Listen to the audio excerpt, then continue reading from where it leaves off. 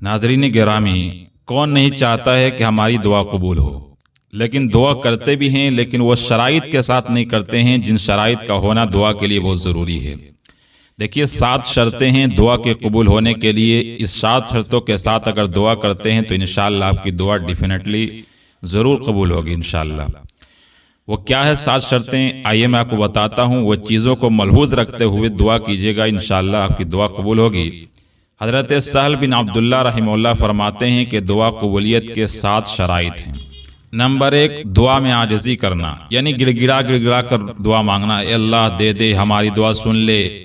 اس طریقے سے گڑ گڑانا جیسے ایک چھوٹا بچہ ماں سے گڑ گڑا کر مانگتا ہے۔ دوسرے، اللہ کے ڈر اختیار کرنا۔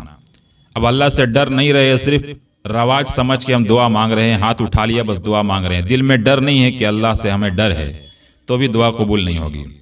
تیسری چیز، اللہ کی رحمت سے قبولیت کی امید رکھنا۔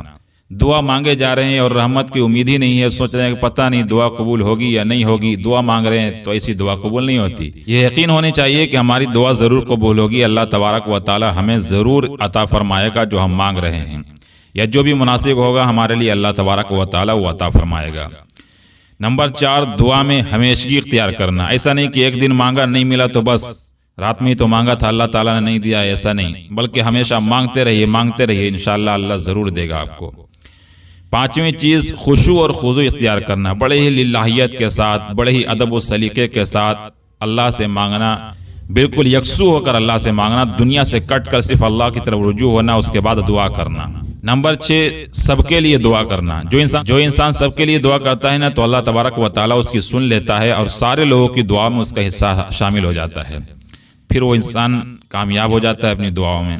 7ویں چیز، کھانے کے لیے حلال مال ہو اور پہننے کے لیے لباس بھی حلال ہو۔ یہ تو سب سے بڑا پوائنٹ ہے۔ اگر حلال کھانا نہیں ہے، حلال کپڑا نہیں ہے تو اللہ تبارک و تعالیٰ کبھی دعا قبول نہیں فرمائے گا، چاہے آپ رگڑ کر دعا کر لیجئے۔ یہ سب سے بڑا شرط ہے کہ کھانا حلال ہو۔ اس لیے تو اللہ کے نبی صلی اللہ علیہ وسلم نے فرمایا تھا کہ ایک آدمی بہت دور سے سفر کر کے آتا ہے، یطیل السفر اشعث اغبر، اس کے بال بھی گندے ہیں، کپڑے بھی گندے ہیں، ساری دعائیں کی شرط پائی جا رہی ہیں، وہ گڑ گڑا کر دعا بھی کر رہا ہے، اللہ کی طرف یا ربی ربی کر رہا ہے، لیکن اس کا کپڑا جو ہے وہ حرام کا ہے، کھانا جو ہے وہ حرام کا ہے، تو اللہ کے نبی فرماتے ہیں کہ انا یستجاب لہو، تو اللہ کے نبی صلی اللہ علیہ وسلم فرماتے ہیں انا یستجاب لہو، تو اس کی دعا کہاں قبول ہو سکتی ہے؟ جب کپڑا حرام کا پہن رکھا ہے، کھانا حرام کھا رکھا ہے، تو دعا قبول نہیں ہو سکتی، چاہے کتنی بھی شرائط پائے جائیں، سارے کے سارے شرائط پائے جائیں اور یہ والی نہ پائی جائے کہ حلال کھانا نہ ہو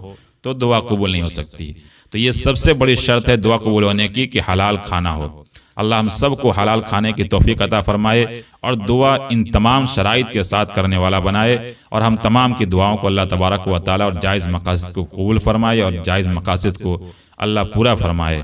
السلام علیکم ورحمۃ اللہ وبرکاتہ۔